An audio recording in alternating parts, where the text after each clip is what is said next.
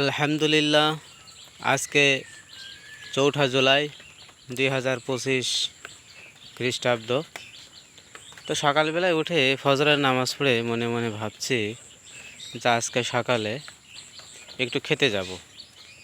যে ফসলগুলা ১ মাস আগে লাগিয়ে আসছিলাম বীজ, সেগুলোর কি অবস্থা। তো আলহামদুলিল্লাহ দেখতে পাচ্ছেন হলুদ লাগিয়েছিলাম, সেই হলুদগুলো গাছগুলো কত সুন্দর সবুজ ফুটে বের হয়েছে। এখানে ওল লাগিয়েছিলাম ১২ টাকা পিস করে, মোট ৫০ পিস ওল কিনছিলাম। তো আপনারা দেখতে পাচ্ছেন ওল গাছগুলো খুব সুন্দরভাবে বের হয়েছে সবগুলা। এমনকি দেখেন এক একটার গোড়া দিয়ে প্রায় ৩টা করে গাছ বের হয়েছে। এইটা 2টা গাছ বের হয়েছে, এটাও 2টা গাছ বের হয়েছে, মানে ম্যাক্সিমাম 2টা করে গাছ বের হয়েছে, কিছু কিছুতে 3টা পর্যন্ত হয়েছে। এখন পরবর্তী যেটা করণীয় সেটা হচ্ছে এই গাছের গোড়ায় নিড়ানি দিয়ে কিছু কিছু সার প্রয়োগ করতে হবে, এবং সেটা অবশ্যই জৈব সার, নট কীটনাশক।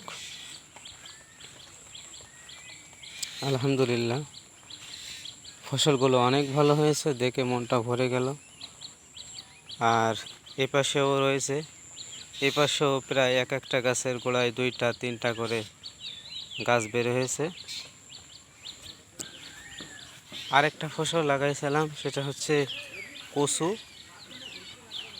কচুরমুখী ছোট কচু, সেগুলা লাইন ধরে লাগিয়েছিলাম।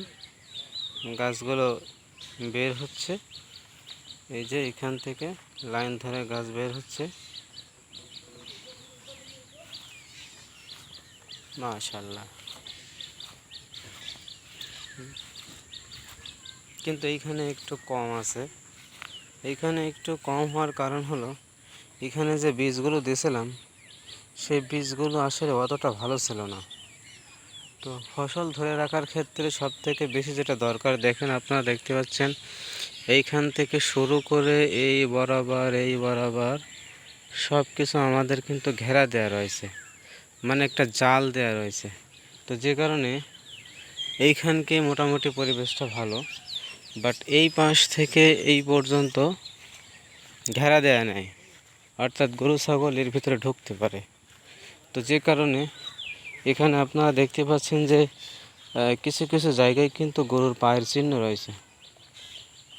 তো মানুষকে বললে আসলে মানুষ খুব বেশি শুনতে চায় না। আমি জানি না মানুষের ক্ষতি করে আসলে লাভটা কী।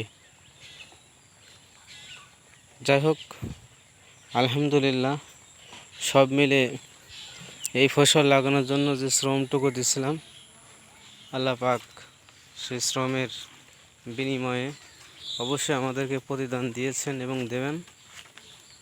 এখন আমরা একটা কলা গাছ, ছোট্ট একটা কলার কাঁদি দেখতে পাচ্ছেন, এখানে কয় ছড়ি কলা রয়েছে, এই কাঁদি আমরা এখন কাটবো। তো আজকে এই পর্যন্ত। সকলে আমার জন্য দোয়া করবেন যেন চাকরির পাশাপাশি এইভাবে কৃষি কাজ করে নিজেকে কর্মের ভিতরে ব্যস্ত রাখতে পারি এবং হালাল রুজি উপার্জন করতে পারি। সবাইকে ধন্যবাদ। আসসালামু আলাইকুম।